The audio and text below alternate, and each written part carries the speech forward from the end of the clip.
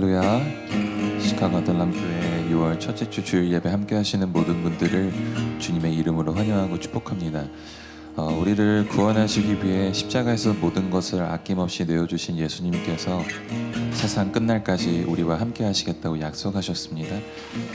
그 약속하심이 오늘 우리 가운데 은혜로 임하여 우리를 부르신 그 부르심 앞에 마음 다해 나아가는 저와 여러분들 모두 되시기를 주님의 이름으로 소망합니다. 함께 사도신경으로 나아가겠습니다. 시작. 나는 전능하신 아버지 하나님 천지의 창조주를 믿습니다. 나는 그의 유일하신 아들 우리 주 예수 그리스도를 믿습니다. 그는 성령으로 잉태되어 동정녀 마리아에게서 나시고 본디오 빌라도에게 고난을 받아 십자가에 못 박혀 죽으시고 장사된 지 사흘 만에 죽은 자 가운데서 다시 살아나셨으며 하늘에 오르시어 전능하신 아버지 하나님 우편에 앉아 계시다가 거기로부터 살아있는 자와 죽은 자를 심판하러 오십니다. 나는 성령을 믿으며 거룩한 공교회와 성도의 교제와 죄를 용서받는 것과 몸의 부활과 영생을 믿습니다. 아멘. 요한계시록 4장 10절과 11절 말씀입니다. 제가 대신 봉독하겠습니다. 24장로들이 보좌에 앉으신 이 앞에 엎드려 세세토록 살아계시는 이에게 경배하고 자기의 관을 보좌 앞에 들며 이르되 우리 주 하나님이여 영광과 존귀와 권능을 받으시는 것이 합당하오니 주께서 만물을 지으신지라 만물이 주의 뜻대로 있었고 또 지으심을 받았나이다 하더라. 아멘. 만물을 지으신 주 하나님을 아버지라 부르며 예배하는 이 자리가 참으로 복된 줄 믿습니다. 그 아버지께서 보내신 거룩하신 어린 양 예수님께 다 함께 찬양하며 나아가겠습니다.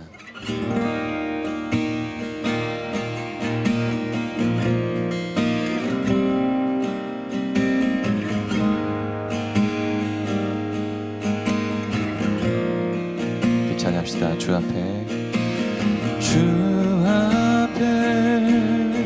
다 엎드려 멸류관 드리네. 사랑과 자비하신 크신 주 예수님께 주 앞에 다 엎드려 주 앞에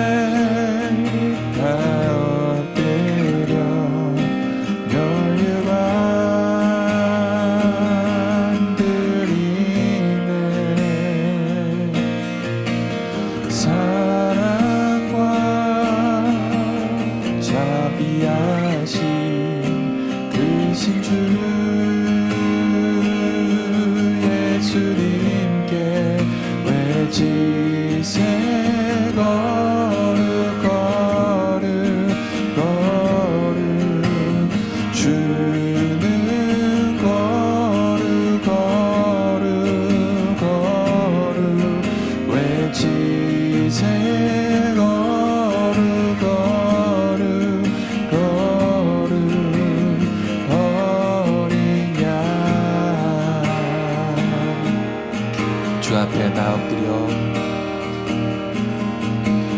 주 앞에 다 엎드려 멸류관 드리네. 사랑과 자비하신 크신 주 다시 한번 주 앞에 다 엎드려 주 앞에 다 엎드려 멸류관 드리네. 사랑과 자비하신 사랑과 자비하신 크신 주 예수님께 외진세 거룩 주는 거룩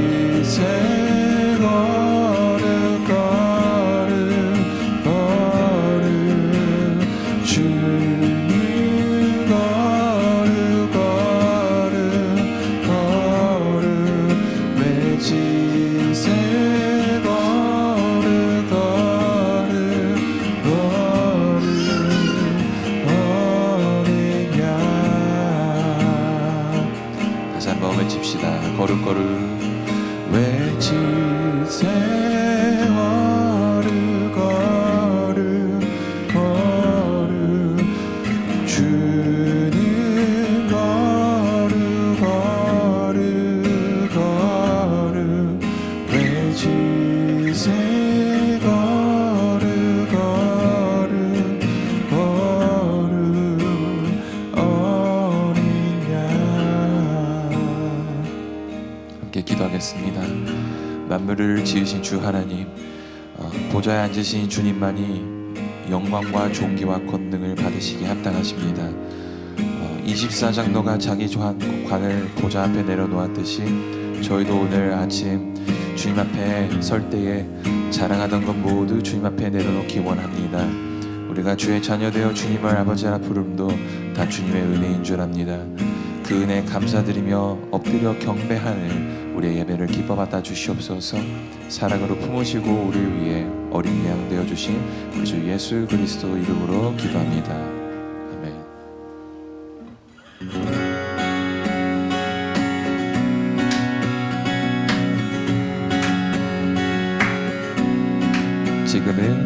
지금은 엘리야 때처럼 주 말씀이 선포되고 또 주의 종 모세의 때와 같이 언약이 성취되네. 비록 전쟁과 기근과 비판 환난 날이 다가와도 우리는 광야에 외치는 소리 주의 길을 예배하라. 보라 주님 구름 타시고 나 밟을 때 다시 오시는 모두 외치세. 이는 은혜의 힘이 시온에서 구원이 임하네.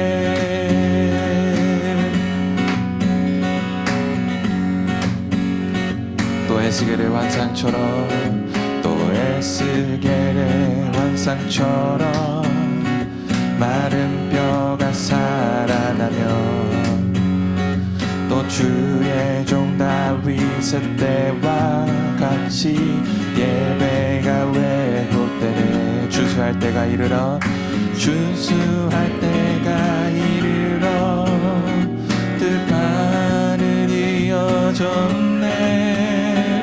우리는 주수할 일꾼 되어 주 말씀을 선포하리. 보라 주님 구름 타시고 나 밟을 때 다시 오시네. 모두 외치세. 이른 은혜님 시온에서 구원이 임하. 보라 주님 구름 타시고 나 밟을 때 다시 오시네. 모두 외치세. 이는 은혜니 시온에서 구원이 임하네.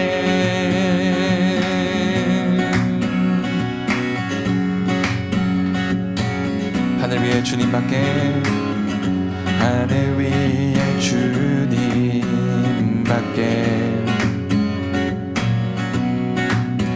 내가 사모할 자 이 세상에 없네.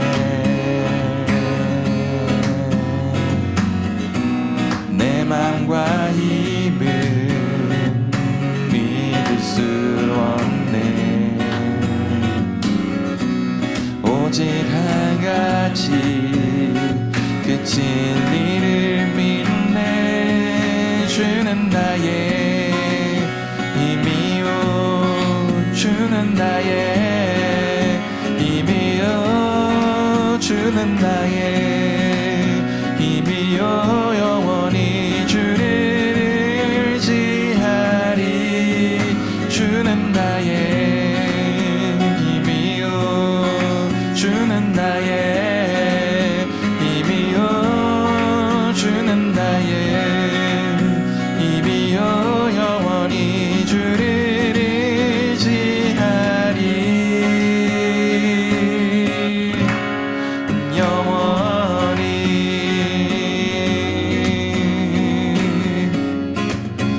고백합시다. 하늘 위에 주님밖에 하늘 위에 주님밖에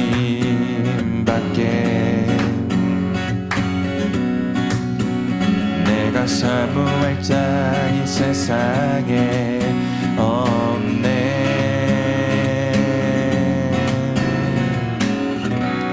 내 맘과 힘은 믿을 수 없네. 오직 한 가지 그 진리를 믿네. 주는 나의 힘이요 주는 나의 힘이요 주는 나의 힘이요 영원히 주를 의지하리. 주는 나의 힘이요 주는 나의 힘이요 주는 나의 힘이요 영원히 주를 다시 한번 주는 나의 힘이요 주는 나의 힘이요 주는 나의 힘이요 주는 나의 힘이요 영원히 주를 다시 한번 주는 나의 힘이요 주는 나의 힘이요 주는 나의 힘이요 주는 나의 힘이요 영원히 주를 의지하리.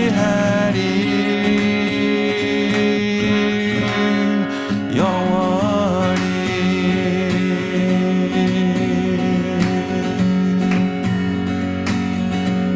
우리 힘드시는 주님께 큰 감사의 박수, 영광의 박수 올려드립니다.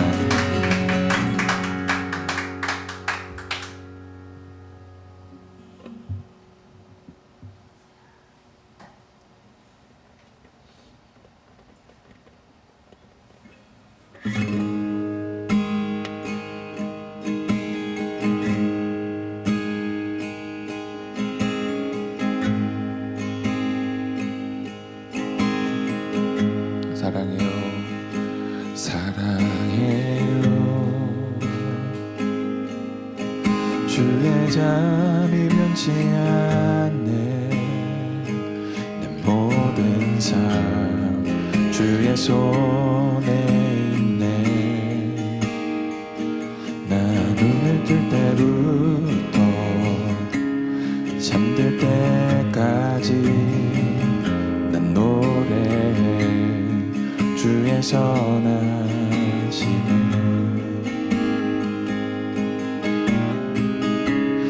내 평생 신실하신 주 내 평생 좋으신 하나님 나의 호흡 끊길 때까지 난 노래해 주의 선하심을. 주의 음성 불가운데 날 인도해 흑암에서 내 안위하시는 주님. 그는 나의 아버지 그는 나의 친구 난 거하리 주의 선하심에.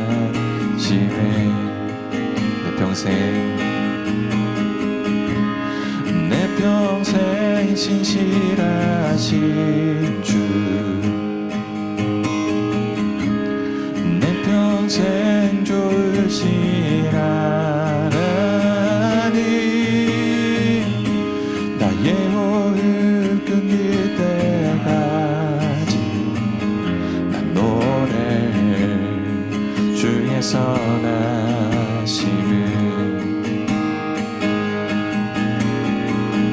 내 평생의 선하심과 주의 인자심 정녕 나를 따르리니 두려움 없도다. 내 삶을 드려 주께 순복해 모두 드립니다. 주의 선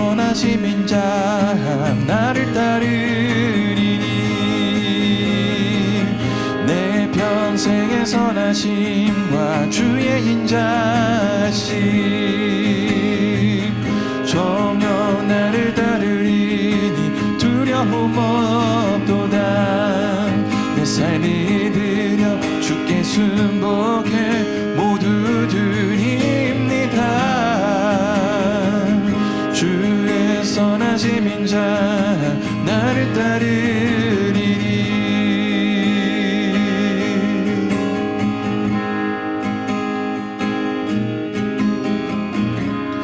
내 평생 신실하신 주 내 평생 좋으신 하나님 나의 호흡 끊길 때까지 난 노래해 주의 선하심을 다시 한번 고백합시다. 내 평생 신실하신 내 평생 신실하신 평생 좋으신 하나님 나의 호흡 끊길 때까지 난 노래해 주의 선하심을 난 노래해 주의 선하심을 우리 자 함께 기도로 주님 앞에 나갔으면 좋겠습니다. 함께 기도 들으실 때에는 우리가 처한 상황과 형편이 흔들리더라도 주님의 선하심과 인자하심은 변하지 않음을 붙들게 해달라고 기도했으면 좋겠습니다. 불과 같고 흠악과 같은 어려움을 지나는 자리에서도 주님이 여전히 선하신 아버지심을 신뢰하는 저희 모두 되게 해달라고 함께 한 목소리로 주님께 기도로 나갑시다. 사랑하는 아버지 감사합니다. 오늘도 변함없는 사랑으로 저희를 이 자리에 불러주시니 주님 참으로 감사드립니다. 주님 저희는 우리의 형편에 따라 자주 흔들리는 사람들입니다. 주님 내일이 보이지 않는 그 자리에서 주님 어려움이 닥쳐올 때면 주님이 저희를 잊으신 것은 아닌가 원망하게 됐습니다. 주님 상황이 좋을 때만 주님이 선하시다 여기던 저희의 연약함을 시간 주님 앞에 내려놓으며 주님께 기도로 나가는 우리의 마음을 주님 아버지 불쌍히 여겨 주옵소서. 주님의 선하심은 저희 형편에 따라 변하지 않음을 믿습니다. 저희가 불 가운데를 지날 때에도 주님은 거기 함께 계셨고 흑암 같은 밤에도 저희를 안위하셨음을 주님 저희가 고백합니다. 저희가 느끼지 못한 순간에도 주님의 인자하심은 저희를 따라오고 있습니다. 선하신 주님 오늘 이 자리에 모인 저 한 사람 한 사람을 주님 붙들어 주시옵소서. 지금 깊은 영혼 가운데 지나고 있는 지체들에게 주님 여전히 선하신 아버지심을 신뢰하는 믿음을 주님 부어주시옵소서.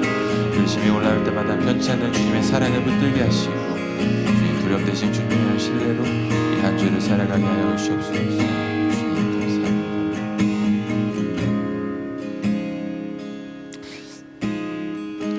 거룩하신 하나님 고맙고 감사드립니다.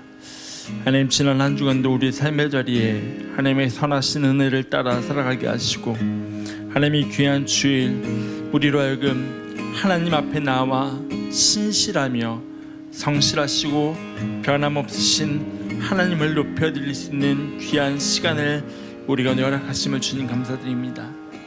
하나님 주님은 상한 갈대를 꺾지 않으시며 꺼져가는 심지를 끄지 않으시는 참 좋으신 하나님이십니다. 우리의 삶의 때를 따라 가장 좋은 것을 허락하시는 선하신 하나님이심을 고백합니다. 우리 하나님의 선하신 때를 따라 살아가게 하시고 하나님 나의 때가 아닌 하나님의 신실하심을 따라 살아가는 그리스도인 되게 주님 도와주시옵소서. 하나님의 아들람 교회를 주의 손에 맡겨드리고 올려드립니다. 하나님 우리의 원함을 이루어가는 교회가 아니라 하나님의 뜻을 이루어가는 교회가 되게 하시고 하나님 손에 붙들림 바 되어서 주님이 쓰시기에 편한 그릇이 되어서 주의 나라와 주의 영광을 위하여 하나님 앞에 쓰임받는 공동체 되게 하나님 도와주시옵소서. 하나님 주의 마음이 머문 곳에 우리의 마음이 머물게 하시고 주의 눈길이 머무는 곳에 우리의 눈길이 머물게 하시며 하나님 주의 발길이 향하는 곳에 우리의 발길이 향하게 하시는 주와 동행하며 주와 동거하며 주와 동역하는 공동체 되게 하나님 도와주시옵소서. 하나님 주 앞에 우리의 물질을 구별해 올려드립니다. 하나님 우리의 물질의 주인 되신 하나님을 고백하며 올려드릴 때에 하나님의 물질이 주의 나라와 영광을 위하여 쓰여지게 하시고 하나님 앞에 거룩하게 쓰여질 때에 하나님만 드러나시는 물질 되게 하나님 도와주옵소서. 하나님 주 앞에 귀한 물질을 구별하여 올려드린 그 손길들을 부끄럽지 않게 하사 흘러서 차고 넘치도록 채우시는 하나님의 은혜가 날마다 경험되게 하여 주시옵소서. 하나님, 우리가 시간 또 주의 말씀 앞에 섭니다. 하나님, 살리는 주의 능력을 우리가 늘 경험하게 하시고 이 말씀을 통하여서 우리로 하나님의 마음을 분별케 하시는 은혜가 있게 하여 주시옵소서. 거룩하신 예수 그리스도 이름으로 기도드립니다. 아멘. 우리 같이 하나님 말씀 보겠습니다. 오늘 우리에게 주신 하나님의 말씀은 누가복음 12장 54절부터 59절까지의 말씀입니다. 누가복음 12장 54절부터 59절까지의 말씀, 제가 한 절, 여러분이 한 절 교독하시고 마지막 절은 우리가 함께 읽도록 하겠습니다. 누가복음 12장 54절부터 59절까지의 말씀입니다. 제가 먼저 읽겠습니다. 또 무리에게 이르시되 너희가 구름이 서쪽에서 이는 것을 보면 곧 말하기를 소나기가 오리라 하나니 과연 그러하고, 남풍이 부는 것을 보면 말하기를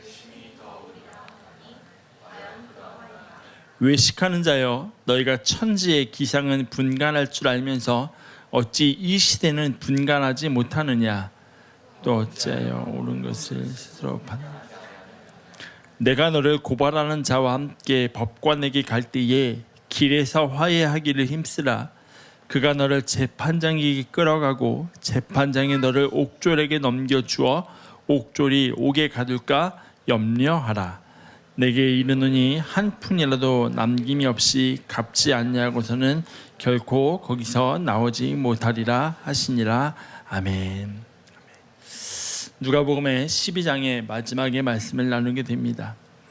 우리가 함께 읽은 본문의 말씀은 예수님께서 무리들을 향한 말씀이라고 되어 있습니다.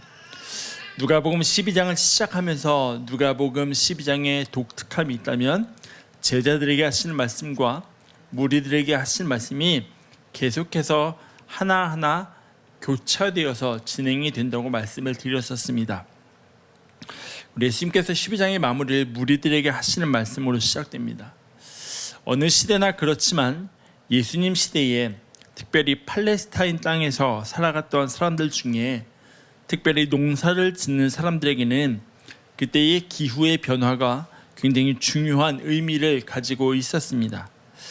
이 사람들은 항상 날씨의 징조, 구름과 바람의 변화 같은 날씨에 대해서 민감해야 했습니다. 그래야 농사를 지을 수 있는 날을 예상하여 준비할 수 있었기 때문입니다. 여러분, 실제로 날씨는 농작물의 광합성 그리고 성장의 속도 전체에 굉장히 결정적인 역할을 하는 게 날씨입니다. 적당한 햇빛이 있어야 하고 넘치지 않는 비의 양이 있어야 풍성한 수확물을 얻을 수 있기 때문입니다.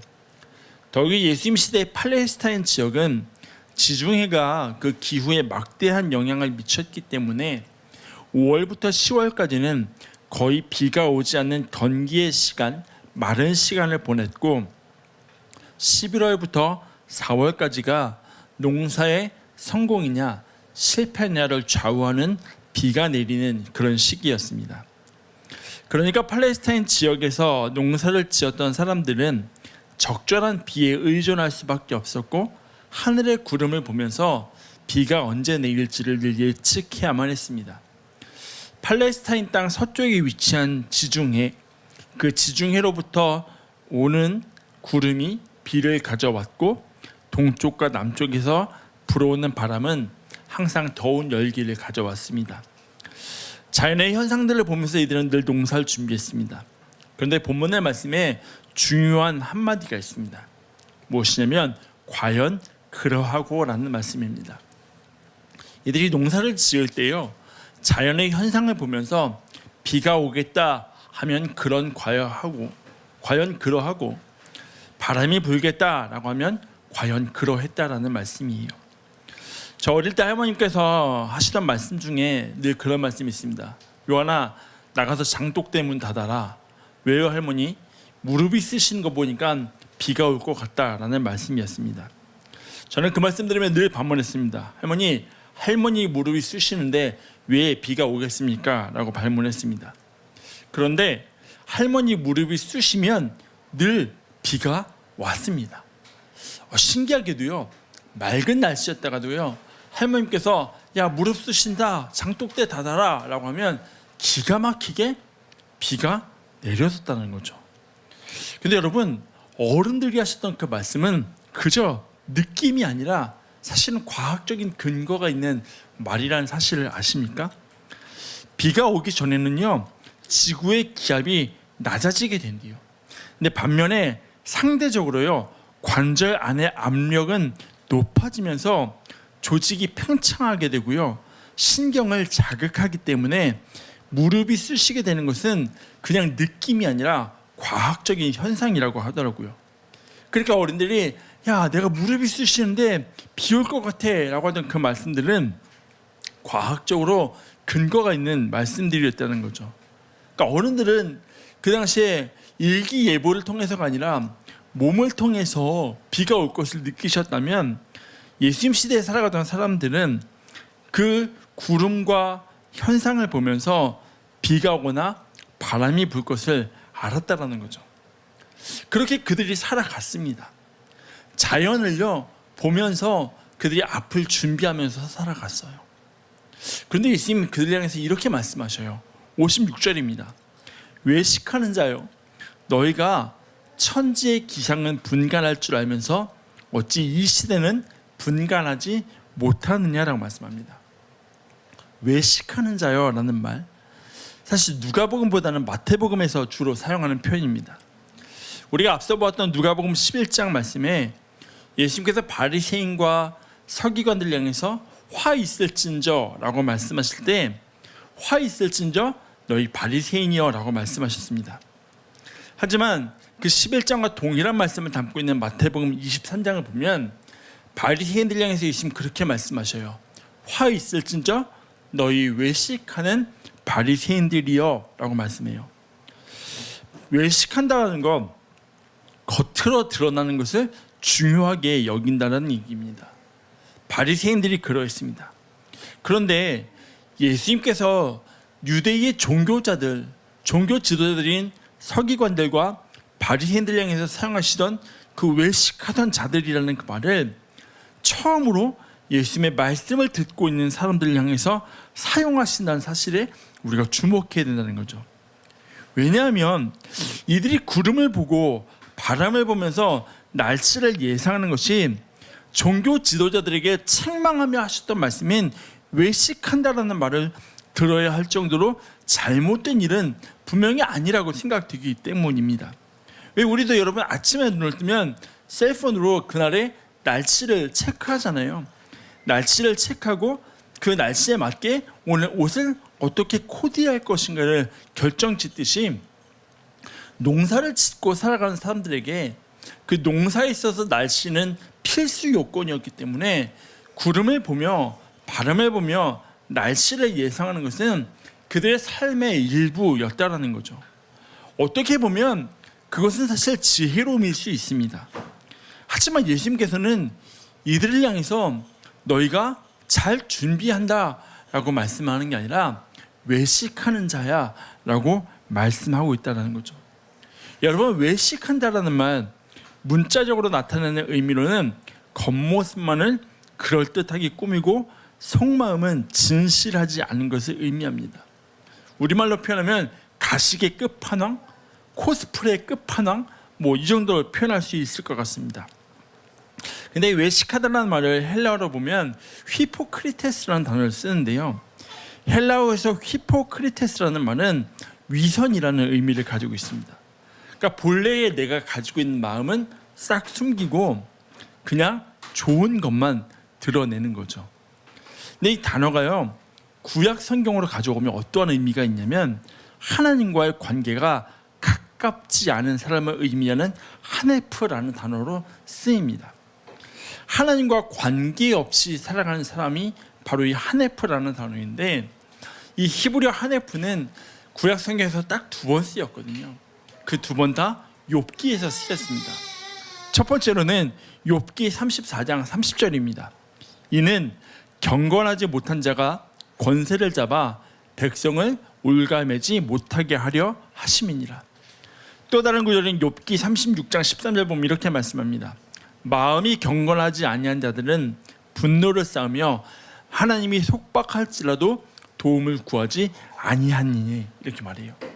이 두 구절의 말씀에서 경건하지 못함을 의미하는 단어가 히브리어 하네프라는 단어입니다. 그리고 이 단어가요, 헬라어로는 외식하다를 의미하는 히포크리테스라는 단어로 번역을 해요. 그리고 이 단어가요, 구약 성경을 헬라어로 번역한 70인역 성경을 보면 무법자, 신, 하나님이 없는 이라는 의미로 쓰입니다. 그러니까 나의 속과는 다르게 겉모습만 번지르르하게 겉모습만 잘 치장하는 것을 말하는 게 아니라는 거죠. 예수님께서 외식하는 자들아 라고 말씀하시는 이들, 그들이 유대인들이나 바리새인처럼 그들의 본심을 숨기고 있기 때문에 그렇게 말씀하는 게 아니라는 거죠.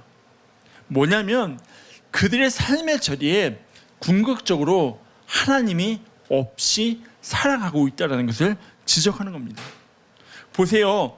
이들에게는 자연현상을 통해서 삶의 자리에서 내가 취해야 할 액션을 예측함은 분명히 있었습니다. 바람이 불어오고 비가 오는 자연현상을 따라서 내가 해야 할 일이 무엇인지에 대한 인식이 있었고 준비는 있었어요. 그런데 여러분, 이들에게서 시대를 분간하는 힘은 없었다라고 말씀해요. 자연을 따라 살아가는데요, 그 자연을 주관하시는 하나님을 인식함이 없었고 그들의 삶의 자리에 하나님을 따라 살아감이 없었음을 말씀하시면서 그들 향해 외식하는 자라고 말씀하는 거예요. 그들은 농사라는 자연 환경 안에서, 그들은 농사라는 자신에게 주어진 그 일 안에서 자연 현상이라는 것과 밀접하게 관계를 맺고 살아갔지만 그 자연을 주관하시고 이끌어 가시는 하나님과는 관계없는 삶을 살아갔다는 거죠. 그 삶을 향해 하나님이 너희가 외식한다라고 책망하고 지적하시며 일침을 가하고 계신다는 겁니다. 제가 한 달에 한 번 온라인으로 목사님들과 이렇게 책을 나누는 모임에 참석을 하고 있습니다. 한 달에 한 번 책을 나누지만 가끔은 특강 시간이 있어요. 그래서 신간을 저술하신 목사님을 모셔서 강의를 듣는 거예요. 지난 화요일 저녁에 모임이 있었는데 그때는 히브리어로 읽는 모세오경이라는 책의 저자를 모시고 강의를 이렇게 들었습니다. 제가 강의를 듣는데 머릿속에 강하게 남는 내용이 하나 있었어요. 여러분, 창세기 6장이 어떻게 시작되는지 아십니까? 창세기 6장이 그렇게 시작돼요. 하나님께서 사람의 죄악이 세상에 가득한 것과 마음속으로 생각하는 모든 계획이 항상 악할 뿐임을 보시고 라는 말씀으로 시작해요. 하나님께서 보셨던 세상에 가득한 악들, 그리고 그 악함은 결국 홍수로 이어지게 됩니다. 우리가 잘 알듯이 노아와 그의 가족을 제외한 모든 사람들은 홍수로 멸망하게 돼요. 그리고 홍수가 끝난 후에 하나님이 하나의 징표를 주셔요. 그게 뭐예요? 무지개잖아요. 우리가 잘 아는 무지개. 여러분, 무지개를 보면 가장 뭘 먼저 떠올리십니까? 우리 무지개 하면 가장 먼저 떠올리는 게 하나님의 약속이에요. 하나님께서 다시는 홍수로 사람을 심판하지 않으시겠다고 하셨던 그 언약, 그 약속을 무지개를 보면서 가장 먼저 떠올려요.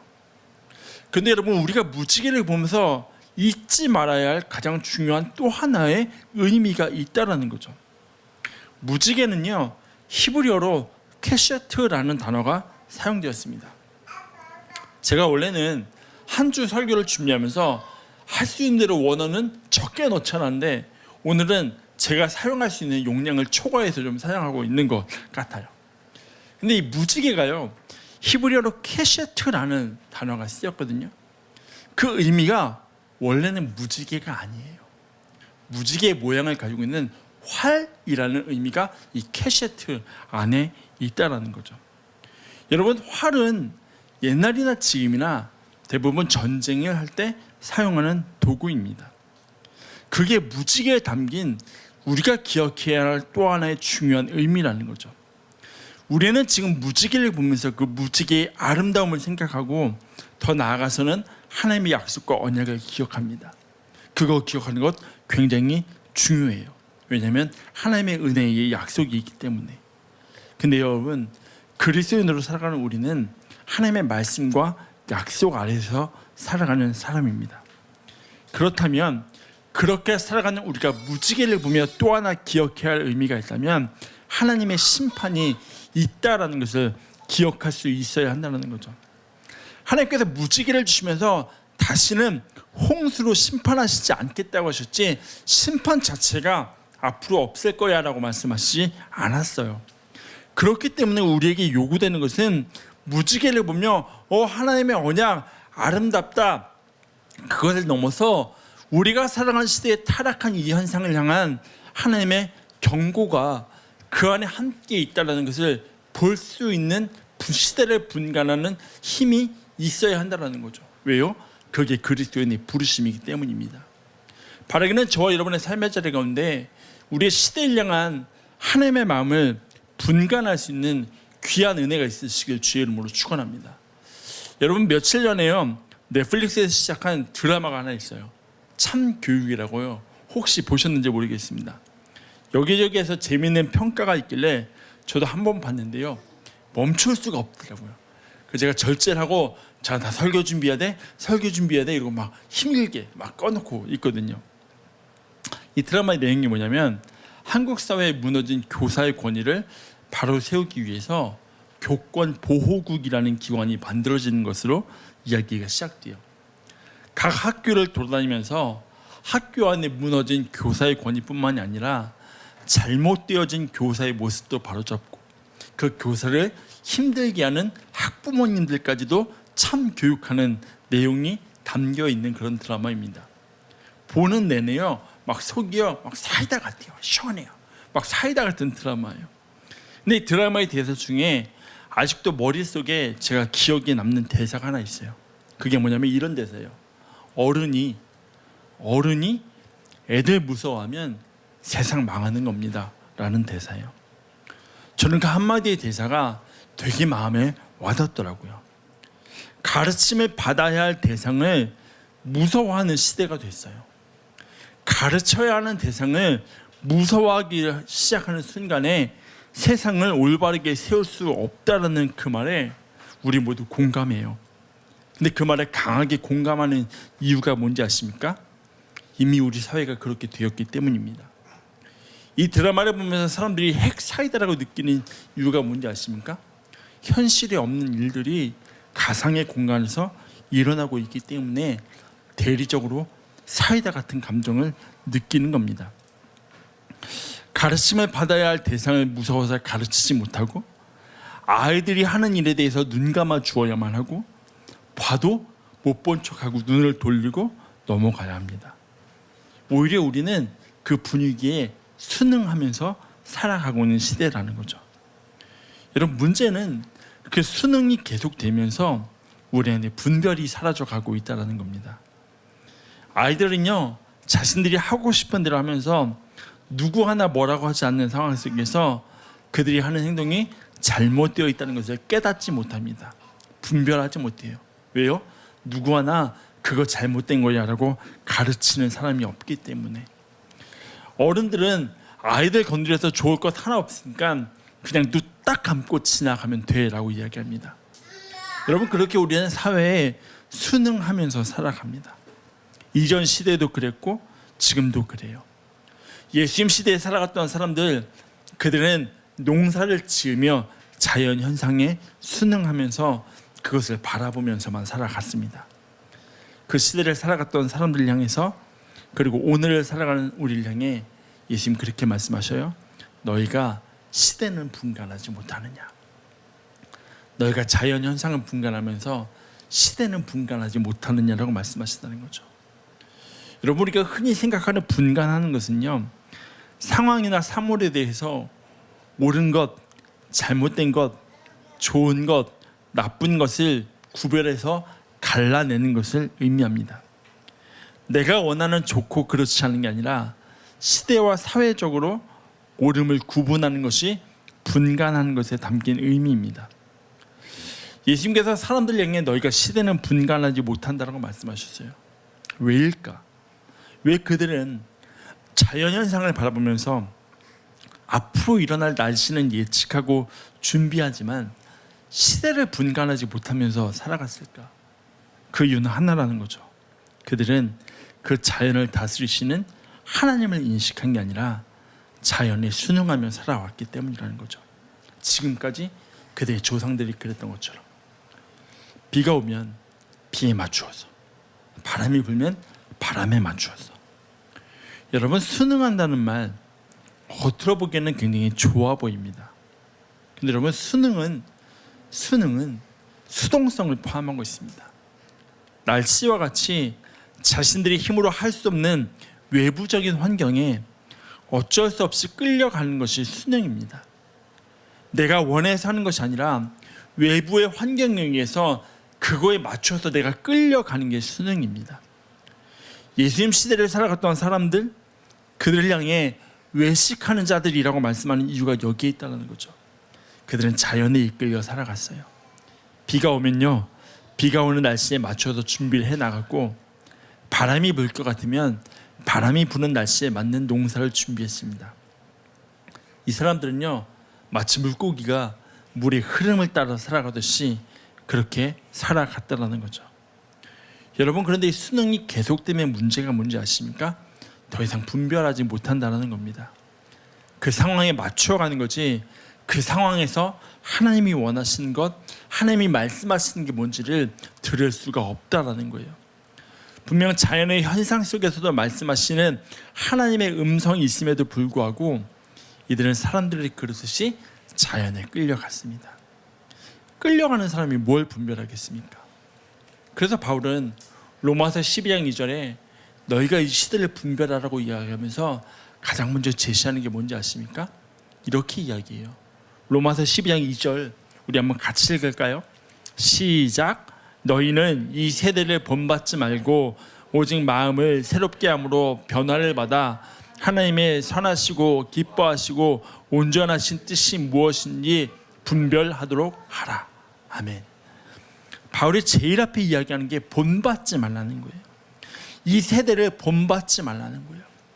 본받는다는 것은 같은 모양이 되는 거고요, 순응하는 겁니다. 더 나아가서는요, 자기 자신을 다른 사람과 동일하게 여긴다는 의미가 본받는다는 의미입니다. 나는 완전히 없어지는 거예요. 좋은 의미에서 나 자신을 부인하는 그런 없어짐이 아니라 아무 생각 없이 따라가는 겁니다. 그러니까 바울이 먼저 너희는 이 세대를 본받지 말고라고 이야기해요. 왜요? 그래야 변화가 가능하기 때문이에요. 이 세대를 본받고 따라가며 순응하는 그 순간부터는 변화라는 것은 없어지기 때문이라는 거죠. 그래서 분별함에 있어서 가장 먼저 경계하는 것이 이겁니다. 이 세대를 본받는 순간에 더 이상의 분별은 분간은 분명히 불가능해진다는 거죠. 여러분, 순응이라는 게 그렇게 위험한 겁니다. 여러분, 순응하는 건 단어 자체가 주는 느낌은 되게 마일드해요. 그래서 괜찮은 것 같아요. 어차피 우리 힘으로 할 수 있는 것이 없다면 그걸 바꾸려기보다는 거기에 순응하며 살아가는 것도 지혜라고 세상은 우리에게 그렇게 이야기해요. 그런데 여러분, 그 순응이 우리의 신앙에 들어온 순간에요, 그 순응은 단지 신앙에 있어서 분별을 하지 못하게 하는 차원을 넘어서 우리 신앙의 게으름을 가져오게 된다는 거죠. 깨어서 끊임없이 부지런히 분별해야 할 우리의 신앙에 있어서 더 이상 하나님의 뜻이 무엇인지 알려고 하지도 않게 된다는 거죠. 그래서 우리는 순응함이라고 말하지만 어느 순간에 영적인 게으름으로 우리에게 찾아올 위험함이 그 안에 있다라는 겁니다. 그리고 우리는 순응하면서 그렇게 이야기해요. 목사님, 어차피 세상도 다 그래요. 교회가 느린 것뿐이에요. 세상에 발맞춰 가야지요 라고 이야기하고 있다는 거죠. 그래서 우리에게 순응이 아닌 분간이 요구됩니다. 시대를 분간하기 위해 부지런함이 요구되는 겁니다. 본문에서 예수님께서 너희가 이 시대를 분간하지 못한다라고 말씀하셔요. 이 단어는요, 이성적으로 판단하고 결정을 내리는 게 아닙니다. 우리는요, 시대를 분간하기 위해서 사회 현상을 읽고요, 사회 구조를 바라볼 수 있는 눈을 가지려고 굉장히 노력해요. 신문을 읽고요, 사설을 읽으면서 사회를 바라보는 인사이트를 가지려고 노력해요. 근데 예수님께서 분간하라고 말씀하시는 이유는 너희가 그런 인사이트를 가지라고 말씀하는 게 아니라는 거죠. 이 분간하다라는 말의 원래의 의미는 시험하다라는 의미입니다. 아무런 기준이 없이 좋은 것이 좋은 것이라고 해서 받아들이는 게 아니라 분명한 기준을 가지고 계속해서 시험대에 올려보는 겁니다. 그리고 그 시험을 통해서 옳은 게 무엇인지를 구별해내라는 거예요. 왜 우리 교회 지금 아이들이 3명이 같이 예배를 드리고 있는데요, 아이들 이유식 처음 시작할 때 한 가지씩 먹이잖아요. 왜요? 몸에 알러지가 있는지 없는지 알아보려고. 처음부터 다 믹스해서 먹이지 않잖아요. 왜냐하면 어떠한 음식에 알러지가 있는지 알 수 없기 때문에. 그렇게 하나씩 해서 먹이려면요, 부모님들이 되게 부지런하게 움직여야 하잖아요. 근데 우리로 하여금 이 땅을 살아가면서 하나님의 뜻이 무엇이 분별하라는 것은 그냥 가만히 앉아서 분별하라는 게 아니라 계속해서 우리의 삶의 자리를 시험대 위에 올려놓아 보라는 겁니다.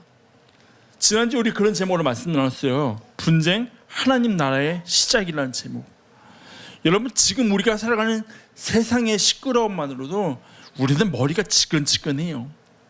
그게 우리가 가지고 있는 이 땅을 살아가는 모습이에요. 근데 하나님 나라를 기대하고 동경하고 소망하는데 분쟁이 하나님 나라의 시작이라면 도대체 우리가 그 하나님 나라를 소망해야 할 이유가 어디 있는가라는 질문을 던질 수밖에 없다는 거죠. 오히려 평화를 기대하는 하나님의 나라가 그 시작이 분쟁이라면 우리는 뭐 때문에 하나님의 나라를 기다리고 있지라는 고민을 해볼 수밖에 없다는 거죠. 근데 우리 지난주에 그렇게 말씀 나눴잖아요. 그 분쟁의 의미는 우리가 생각하는 전쟁이나 다툼이나 갈라섬이 아니라 구별됨이라고. 여러분, 그 구별됨을 위해서 우리에게 요구되는 게 이겁니다. 끊임없이 우리 스스로를 시험대에 올려놓는 겁니다. 부지런히 올리는 거예요. 영적으로 게을러서 그냥 신앙이 흘러가는 대로, 세상의 모든 교회가 흘러가는 대로 그 흐름에 순응하는 게 아니라 십자가를 딱 기준으로 놓고 세상이 우리에게 요구하는 게 맞는지, 오늘날 교회가 흘러가는 모습이 맞는지 계속해서 시험대에 올려놓고 질문하는 겁니다. 하나님 앞에 묻는 겁니다. 그러면서 옳은 게 무엇인지를 찾아가는 겁니다. 여러분, 온실 속의 화초가 위험한 이유가 바로 여기에 있습니다. 온실 밖으로 나갔을 때는요, 아무것도 할 수 없기 때문에. 우리의 신앙의 야성을 회복하기 위해서는 끊임없이 그 믿음의 시험대 위에 스스로를 올려 놓아야 한다는 거죠. 구약 성경에서 지혜를 말하는 책은 욥기, 잠언, 그리고 전도서가 있어요. 그 중에서 우리가 잘 아는 전도서는 인생이 허무하다라고 이야기해요. 헛되니 모든 게 헛되다라고 이야기해요. 여러분, 정말 전도서를 지은 저자가 우리의 모든 인생에 아무런 의미 없다고 말할까 생각해 봐야 된다는 거죠. 그가 이미 모든 것을 가져봤고 다 누려봤기 때문에 내가 경험자로서 그 모든 것을 의미 없다라고 말하는 그게 아니라는 거죠. 야, 내가 다 해봐서 아는데, 내가 다 가져봐서 아는데 그 쓸모없어 라고 그렇게 말하는 게 아니라는 거죠. 전도자가 말하는 인생의 무상함은 그런 의미가 아닙니다. 그는 삶의 의미를 찾기 위해서 끊임없이 스스로를 시험대에 올려놓는 사람이었어요. 전도서 7장 23절에 이렇게 말씀해요. 내가 이 모든 것을 지혜로 시험하며 스스로 이르기를 내가 지혜자가 되리라 하였으나 지혜가 나를 멀리 하였도다 라고 이야기해요. 여러분, 전도자는요 계속해서 지혜를 찾아요. 근데 그 과정에서요 지혜가 아니라 지식을 얻게 됩니다. 자신이 얻은 그 지식을 사람들에게 보여주고 싶어요. 사람들에게 보여줌을 통해서 인정을 받고요, 그 지식을 지혜자가 되는 데 쓰고 싶어요. 근데 뭐라고 얘기해요? 지혜가 나를 멀리하였도다. 지혜를 얻을 거라고 생각했지만 지혜가 멀리했대요. 그 이유는 하나입니다. 그의 지식에 하나님이 없기 때문에. 전도자는 그의 삶을 통해 이것을 깨달아요. 그래서 전도서를 통해서 말하는 인생의 허무함은 그냥 허무함을 말하는 게 아닙니다.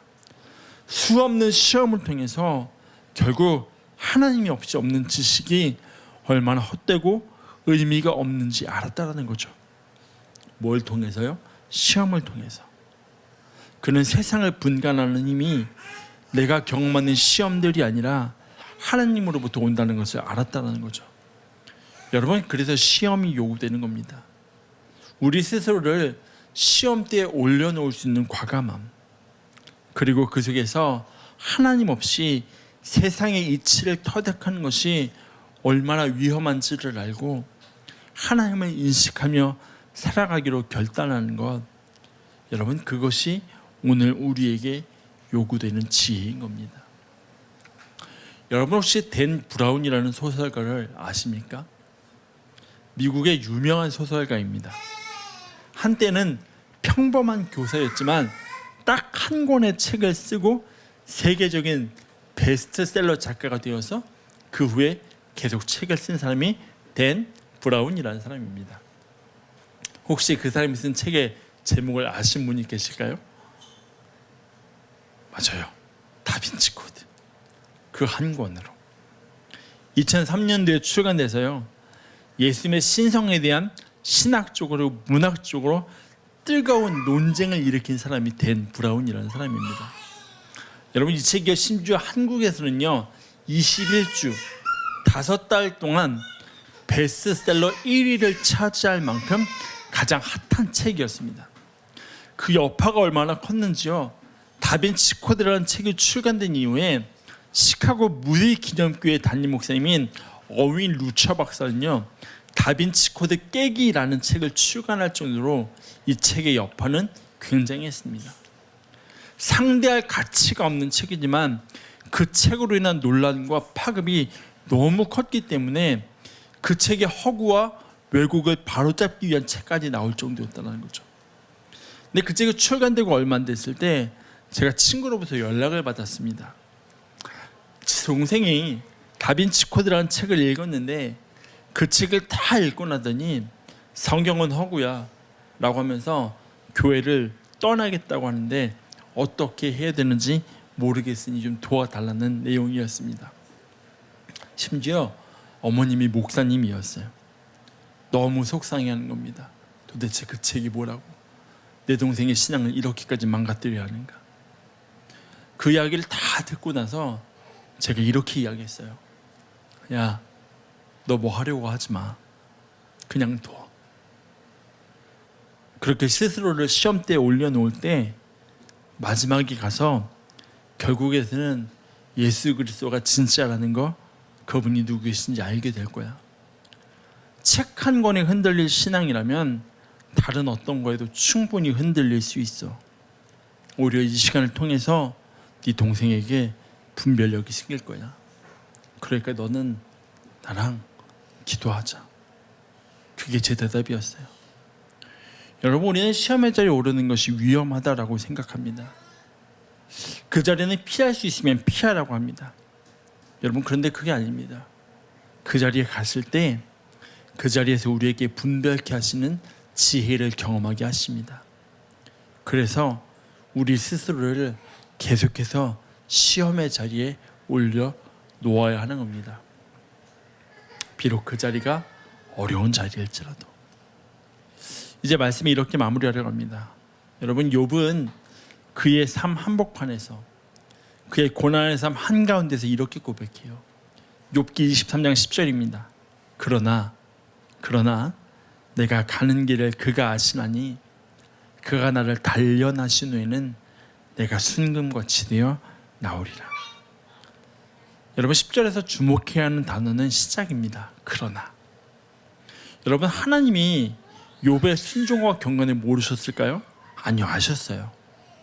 욥이 얼마나 순전한 사람인지요, 욥기 시작을 보면 하나님 아시고 사탄에게 자랑스럽게 말씀하시는 분이 하나님이셔요. 근데 여러분, 욥기를 계속 보세요. 하나님이요 계속 욥을 멀리해요. 그리고 마치 욥의 말을 듣지 못하신 것처럼 오히려 욥을 막 책망하셔요.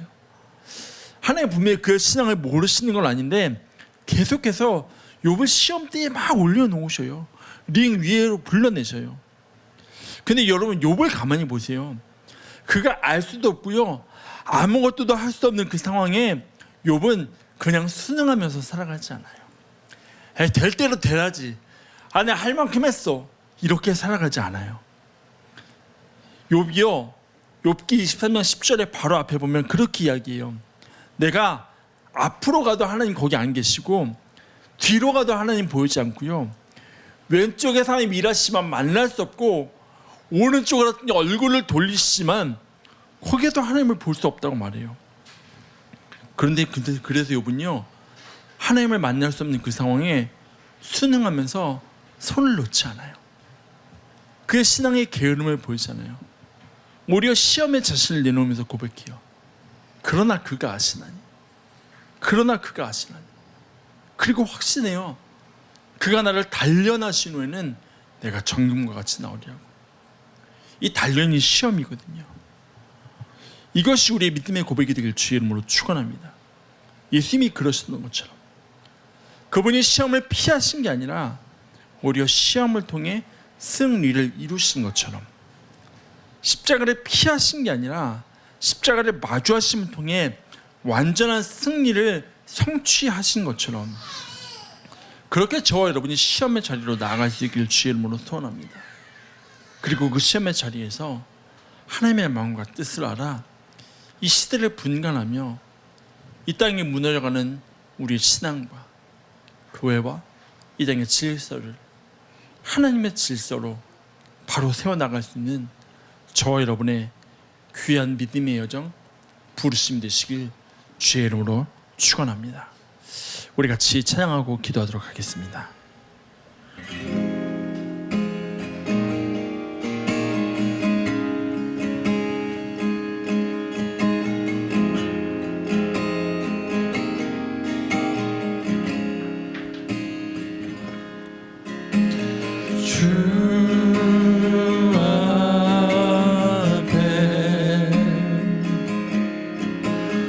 겸손히 나서 있네.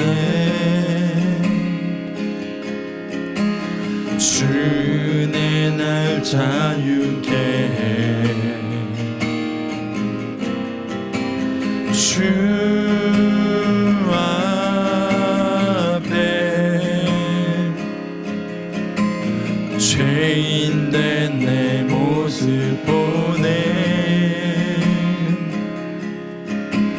주 보혈 날 덮으셨네. 생명 주신 그 놀라운 이제로 가장 크신 사랑 주 내게 주셨네.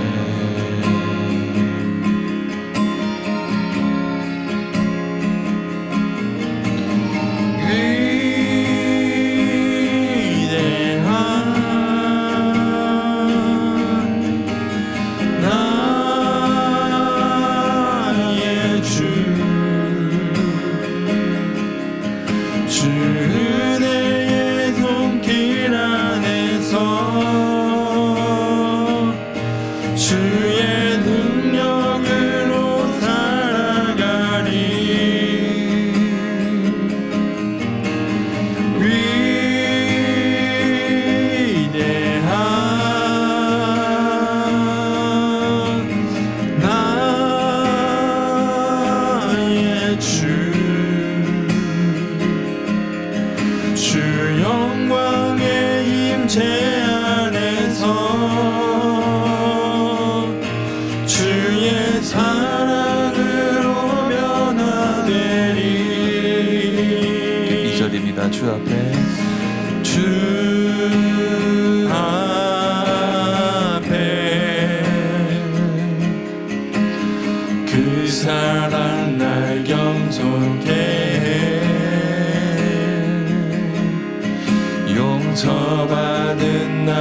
용서하네. 나 이제는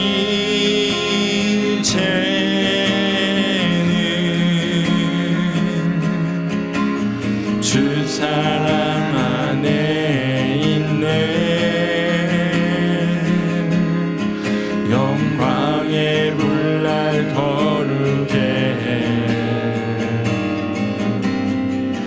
생명 주신 그 놀라운 이세로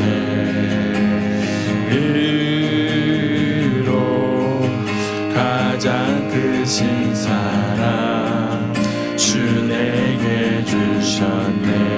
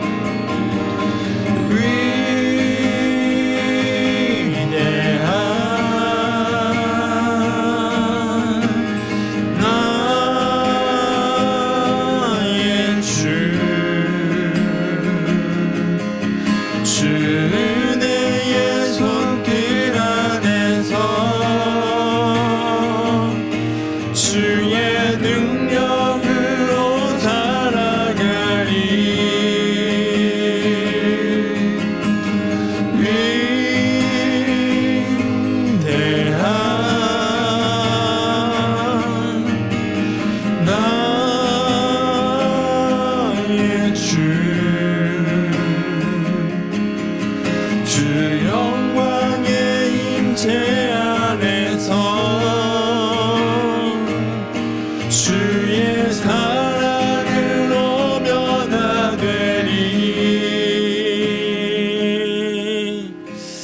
우리 같이 한번 기도했으면 좋겠습니다. 여러분, 우리의 신앙이 온실 속의 화초와 같은 신앙을 열 때 우리는 세상의 풍파에 휩쓸려 갈 수밖에 없습니다. 그래서 우리는 끊임없이 우리 스스로를 세상의 시험대 위에 올려놓으며 하나님의 뜻이 무엇인지를 분별하는 신앙이 되어야 합니다. 여러분, 수능이라는 아름다운 말에, 아름다워 보이는 그 말에 우리의 신앙을 속이지 마십시오. 그리스도의 신앙은 흐르는 물을 거슬러 올라가는 연어와 같은 믿음의 걸음입니다. 우리 같이 잘 기도했으면 좋겠습니다. 하나님, 나의 신앙이 끊임없이 시험대 위에 올려놓고 그곳에서 우리의 삶을 향한, 이 시대를 향한 하나님의 뜻이 무엇인지 분별하며 그 분별함을 따라 살아가는 그리스도인 되게 하여 주시옵소서. 우리 이런 기도 제목 가지고 같이 하나님 앞에 기도하며 나아가도록 하겠습니다. 기도합시다. 하나님, 감사합니다. 오늘도 우리에게 하나님의 은혜를 허락하시고 주의 말씀 앞에 서게 하시며 우리의 삶을 향한 하나님의 마음을 깨달아 알게 하시니 하나님 감사드립니다. 하나님, 우리의 신앙이 이 시대와 상황의 흐름에 순응하는 신앙이 아니라 하나님 그것을 거슬러 올라갈 수 있는 그런 신앙이 되게 하나님 도와주시옵소서. 하나님, 세상은, 교회는 세상도 다 그래, 교회도 이래 라고 말하며 우리에게 순응할 것을 요구하는 그런 시대를 살아가고 있습니다. 그러나 그 가운데서 십자가를 기준으로 놓고 하나님이 원하시는 것, 하나님이 뜻하는 것이 무엇인지를 분별할 수 있는 지혜를 하나님 우리 가운데 허락하여 주시길 기도합니다. 하나님, 그래서 우리가 순응하는 신앙이 아니라 시험대에 끊임없이 올라가서 그곳에서 예수님이 십자가에서 승리하셨던 것처럼 승리하며 온전히 주의 뜻을 이루어갈 수 있는 하나님 그런 우리의 삶과 우리의 신앙이 되게 하나님 도와주시옵소서. 우리의 삶의 자리 가운데 우리의 믿음의 걸음 위에 주께서 보시는 은혜가 있게 하시고 우리의 믿음의 걸음 위에 우리의 신앙의 여정 가운데 하나님 주의 역사와 일하심을 따라 살아가며 하나님 우리 가운데 하나님의 마음을 깨달아 알게 하시고 그 마음을 분별할 수 있는 지혜를 경험할 수 있는 하나님 그러한 우리의 믿음의 여정이 되게 하나님 도와주시옵소서. 그렇게 우리가 하나님 앞에서 살아갈 때에 우리 가운데 일하심을, 우리 가운데 역사하심을, 우리 가운데 함께 하심을 날마다 경험하게 하실 줄 믿습니다. 하나님 채우시고 하나님 일하시며 다스리시고 우리 가운데 함께하여 주시옵소서. 주께서 그렇게 우리 가운데 인도하시길 기도합니다. 하나님, 우리를 하여금 주의 마음을 알게 하시길 기도합니다. 하나님 채우시고 일하시며 함께하여 주시옵소서.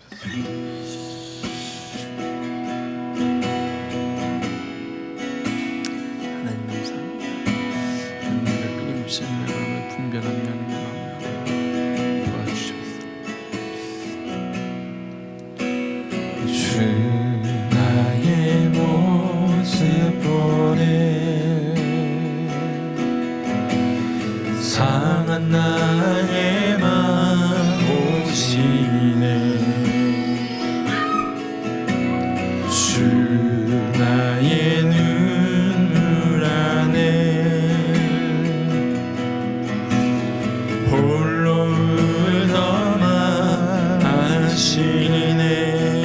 사랑 내게 있네. 주 사랑 내게 있네. 그 사랑이 날 채우네. 주 은혜 내게 있네. 그 은혜로 날 세우네. 세상 소망 다 사라져 가도 주의 사랑은 끝이 없으니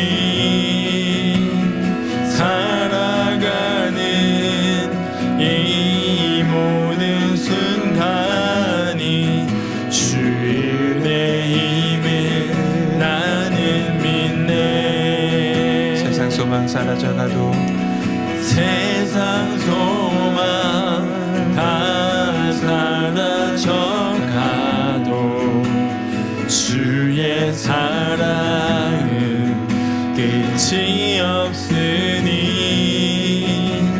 살아가는 이 모든 순간이 주의 은혜 힘을 나는 믿네.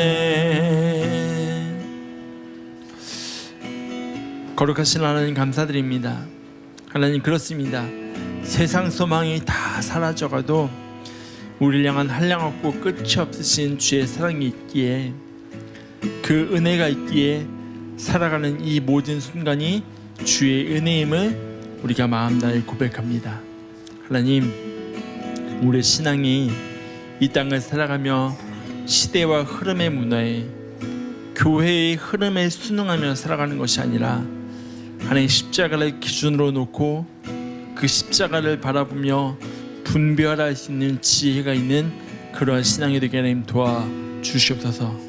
하나님, 세상이 맞다 해도, 내 옆에 누군가 맞다 해도 하나님 아니라고 하시면 과감하게 노할 수 있는 그 분별력을 우리 가운데 더하여 주시옵소서.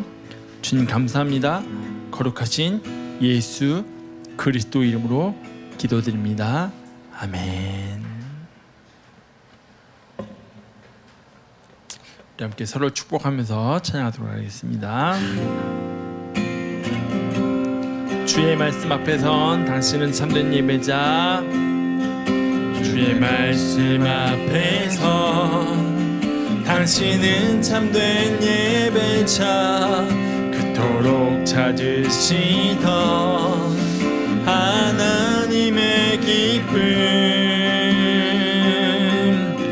이 세상을 향한 거룩한 생명빛 되어 이 세상을 위한 구원의 소망 되어 영원한 하나님의 나라 함께 세워가리.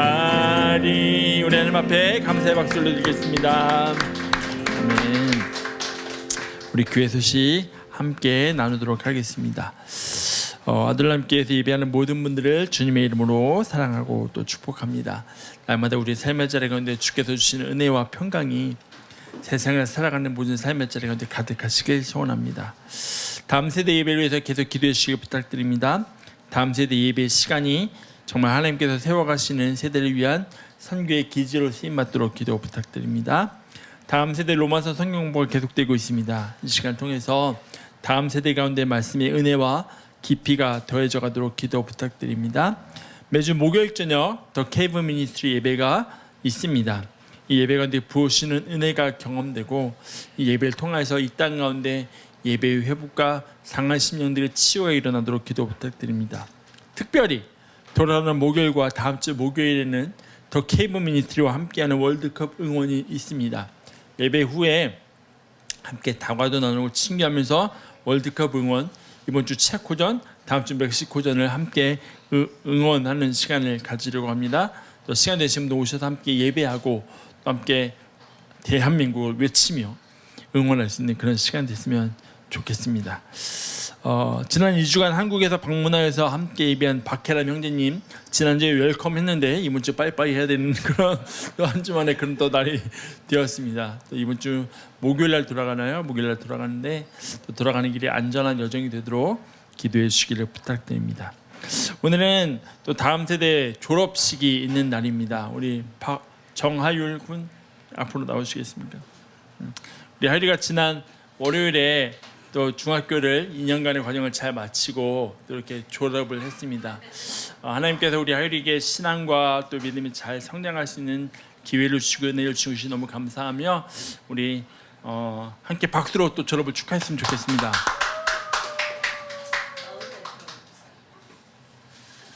교회에서 작은 졸업 선물을 준비했습니다. 우리 같이 한번 기도할까요? 하나님 감사합니다. 우리 하이리를 하나님 여기까지 인도하여 주시고 지난 2년간의 중학교 과정을 잘 마치게 하시고 또 고등학교로 진학할 수 있는 또 시간을 허락하셔서 감사드립니다. 하나님 키가 자라가며 지혜가 자라가게 하시고 그 삶의 자리가 더 하나님을 깊이 경험하며 하나님의 은혜를 따라 살아가는 삶이 되게 하시고 그 모든 삶의 여정을 통하여서 하나님이 드러나시는 하나님 그러한 삶이 되게 도와주시옵소서. 주님 감사합니다. 예수님 이름으로 기도드립니다. 아멘. 네, 우리 한 번 더 박수하겠습니다. 예배 후에는 점심 친교가 준비되어 있습니다. 우리 같이 기도하겠습니다. 하나님, 우리의 삶의 자리가 때로는 힘들고 어려울지라도 포기하는 것이 아니라 포기하지 않고 끊임없이 우리의 신앙을, 우리의 삶을 믿음의 시험대 위에 올려놓고 그 속에서 하나님이 보시기에 합당한 것, 하나님 보시기에 옳은 것이 무엇인지를 분별해낼 수 있는 그러한 믿음의 여정 되게 주님 도와주시옵소서. 지금은 우리 주 예수 그리스도의 은혜와 하나님 아버지의 무한하신 그 사랑하심과 성령의 교통하심이 하나님 온 실속의 화초와 같은 신앙이 아니라 하나님 때로는 야생화와 같은 신앙이 되어서 하나님 그 모진 풍파를 견뎌내더라도 그 가운데서 하나님이 옳다 하시는 길을 따라가겠습니다 라고 결단하는 사랑하는 지체들의 삶과 가정과 직장과 일터 위에 또 특별히 이 주간 함께 예배하고 또 한국으로 돌아가는 헤라 형제의 모든 삶의 걸음과 여정 가운데 이제로부터 영원토록 함께 하시기를 간절히 축원하옵나이다. 아멘.